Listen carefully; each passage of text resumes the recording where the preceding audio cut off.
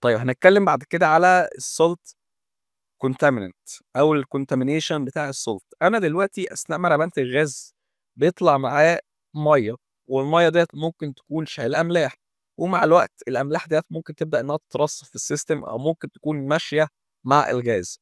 طب الأملاح ديّة هتعمل لي إيه؟ الأملاح برضه بتزود الcorrosion rate، عشان كده أنا محتاج إن أنا أفصلها عن طريق إن أنا باستخدم بعض الفلاتر مثلًا. يبقى أنا دلوقتي عندي الأملاح اللي بتكون بتترسب عندي هي أول حاجة بتزود المعدل بتاع الcorrosion، وكمان بتقلل الheat transfer، لإنها لمّا بتبدأ إنها تترسب على المواسير، فهي بتترسب مثلًا على السطح الداخلي أو الخارجي بتاع التيوب، فلو أنا عندي heat exchanger وبدأت حاجة تترسب عليه، الheat transfer ما بين الحاجة اللي موجودة في الشِل والتيوب هتبدأ إنها تقل، ومعنى كده إن الfunction بتاعة الheat exchanger هتبدأ إنها كefficiency هتبدأ إنها برضه بتقل. كذلك برضه ممكن يأثّر معايا في الspecific gravity بتاعة الجلايكول نفسه، لإن أنا دلوقتي لمّا هاخد عينة عشان أشوف الconcentration بتاع الجلايكول ونسبة المَيّة فيه قد إيه، فماذا لو إن العينة اللي أنا باخدها دي فيها نسبة أملاح، فممكن نسبة الأملاح ديّة تأثّر لي على الanalysis اللي أنا باعمله في الlab على الconcentration بتاع الجلايكول والمَيّة والكلام ده كلّه. طيب إزاي هاقدر إن أنا أمنع الأملاح ديّة إنها تدخل السيستم عندي؟ إن أنا أستخدم scrubber معيّن قبل السيستم بتاع الجلايكول، بحيث إن هو يبدأ يفصل لي الsalt من الجلايكول. كذلك لو أنا عندي نسبة الأملاح زيادة عن اللزوم، فالمفروض يكون في وحدة كاملة مخصصة لإزالة الأملاح من الغاز. طيب في طريقة أنا باستخدمها بحيث إن الأملاح ما يحصلّهاش deposition على الtubes بتاعة الheat exchanger، واللي بالتبعية لو هي حصل لها deposition هتبدأ إنها تقلل الheat transfer، وده عن طريق إن أنا باستخدم حاجة اسمها الscrubbed surface heat exchanger. يعني إيه الكلام ده؟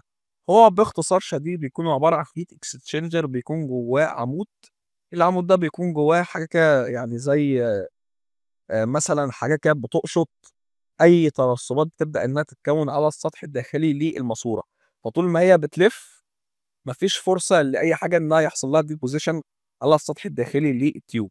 خلّينا كده نشوف الفيديو ده ونفهم الدنيا ماشية إزاي. هو هنا دلوقتي بيجيب لك الheat exchanger بتاعك، ماشي، ده طبعًا تبع شركة معيّنة يعني.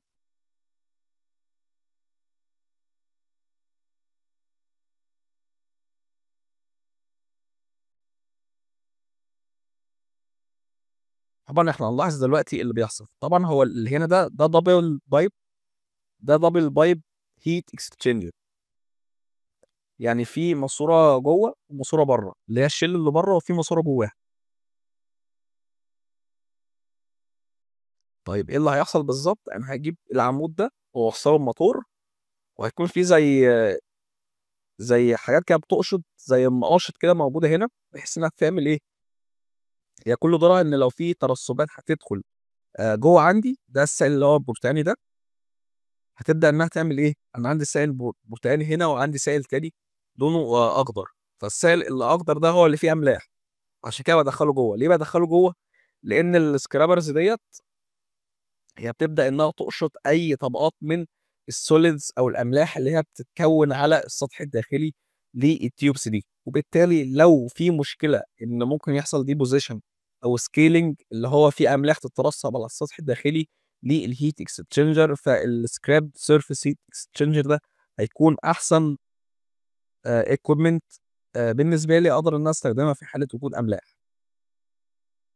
فطبعًا هو هنا بيبدأ إن هو يتكلم على الأنواع المختلفة للscrubbed surface heat exchanger.